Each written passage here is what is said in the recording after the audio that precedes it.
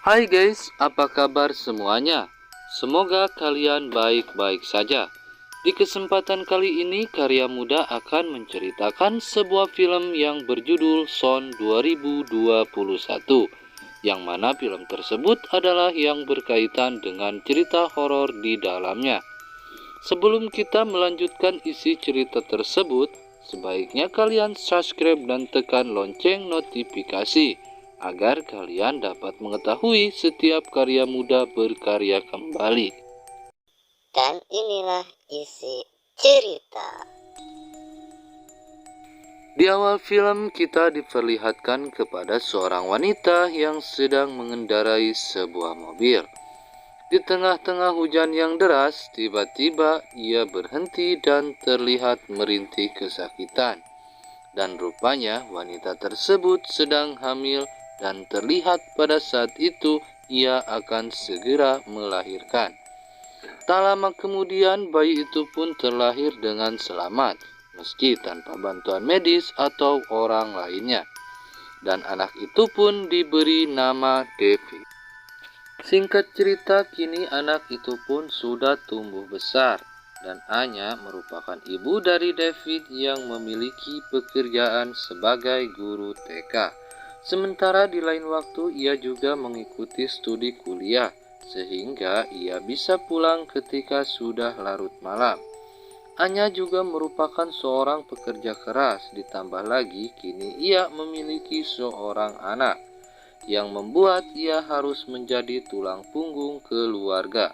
Karena Anya memiliki kesibukan yang luar biasa sehingga membuat ia harus menitipkan David kepada temannya yang bernama Susan. Karena pada saat ini Anya hanya tinggal berdua dengan David, dan pada saat Anya bekerja, jika tidak dititipkan David pun tidak ada yang menjaganya. Karena sampai saat ini kita belum mengetahui siapa ayah dari David tersebut. Di malam hari ketika Anya akan beristirahat, tiba-tiba ia mendengar suara yang persis seperti suara David di ruangan rumah. Kemudian Anya pun memanggil David untuk masuk ke kamarnya. Namun David tidak menjawab panggilan Anya. Merasa ada yang aneh, Anya pun segera pergi menemui David ke kamarnya. Ketika Anya membuka pintu, terlihat banyak orang-orang yang tidak dikenal di kamar David. Dan tiba-tiba pintu itu tertutup juga terkunci dengan sendirinya. Anya pun mulai panik dan mencoba membuka pintu tersebut dengan menggedornya. Karena pintu itu tidak terbuka, akhirnya Anya pergi keluar untuk meminta pertolongan kepada temannya yang bernama Susan. Dan Anya menyuruh Susan untuk segera menghubungi pihak kepolisian. Dan setelah itu Anya pun kembali ke rumahnya. Dan Anya pun terlihat membawa sebuah pisau, namun ketika itu pintu kamarnya pun sudah terbuka.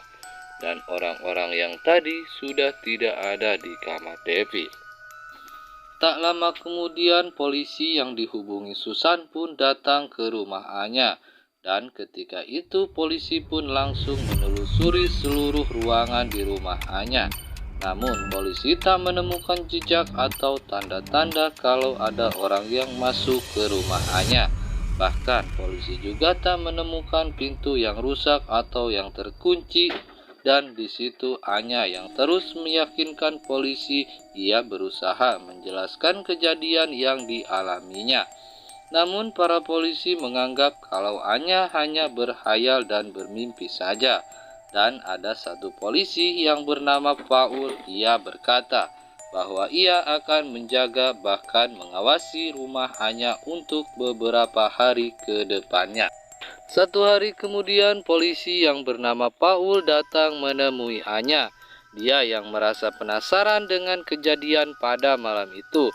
Dia pun kembali bertanya-tanya kepada Anya, dan Anya pun sedikit menceritakan kembali.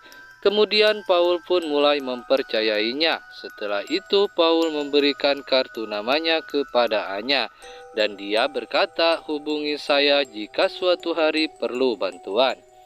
Singkat cerita, di saat Anya sedang tidur, lalu dia terbangun karena bermimpi sangat menyeramkan. Dalam mimpi tersebut, ia melihat anaknya yang berwajah mengerikan. Dan ia juga sempat melihat seperti ada yang mengawasinya. Setelah itu, Anya pun ketakutan, lalu ia segera menghubungi Paul untuk datang ke rumahnya. Setelah Paul datang dan memeriksa rumahnya itu, Paul pun tidak menemukan apa-apa. Kemudian, Anya berkata pada Paul dan meyakinkannya bahwa ada orang yang meneror dirinya. Di saat itu kemudian David keluar dari kamarnya dan tiba-tiba David memuntahkan darah yang lumayan banyak. Tak banyak bicara, mereka pun segera membawanya ke rumah sakit. Saat diperiksa, dokter pun menemukan banyak sekali memar di tubuh David. Tak lama kemudian David bertingkah aneh. David yang terlihat mengamuk seperti ada yang merasuki tubuhnya. Dan dari hasil pemeriksaan, sang dokter tidak menemukan penyakit apa-apa. Perihal tersebut pun kini membuat Anya dan Paul semakin bingung. Setelah itu Anya kini menemani David yang terbaring tak sadarkan diri. Tak lama kemudian David tersadar dan Anya pun memanggil-manggil dokter untuk meminta pertolongan. Dan setelah itu David pun sembuh dan kembali normal. Kini Anya pun terlihat bahagia dengan keadaan David yang sudah kembali seperti biasanya. Ditambah lagi dengan sosok Paul yang selalu menemani dirinya. Karena sosok Paul terlihat sangat menyukainya dan Anya pun mulai merasakan kasih sayangnya. Di saat mereka menikmati momen tersebut, tiba-tiba tubuh David mengalami kejang-kejang dan membuat David harus kembali dirawat di rumah sakit. Dan di situasi ini Anya pun menceritakan kehidupannya di masa lalu kepada Paul. Ia mengatakan bahwa dulu ia adalah anggota sekta penyembah iblis. Namun ia kabur dari sekta tersebut 8 tahun yang silam. Dan Anya pun yakin bahwa orang-orang yang berada di kamar David adalah dari anggota sekta tersebut. Di tengah malam saat Anya sedang menjaga David, ia mendengar pembicaraan dokter kepada penjaga dan suster. Dalam pembicaraan itu mereka mengatakan bahwa ada 2 orang yang menunggu dan akan menjemput Anya. Anya yang curiga, ia langsung melihat ke jendela rumah sakit itu. Dan Anya melihat 2 orang pria itu membuat ia mengingatkan pada kejadian yang dia alami sebelumnya. Dia teringat di saat dia sewaktu hamil, 2 orang itu pernah mengejar-ngejar dia di saat Anya berada di restoran. 2 pria itu pernah mengejarnya hingga membuat Anya kabur membawa mobil.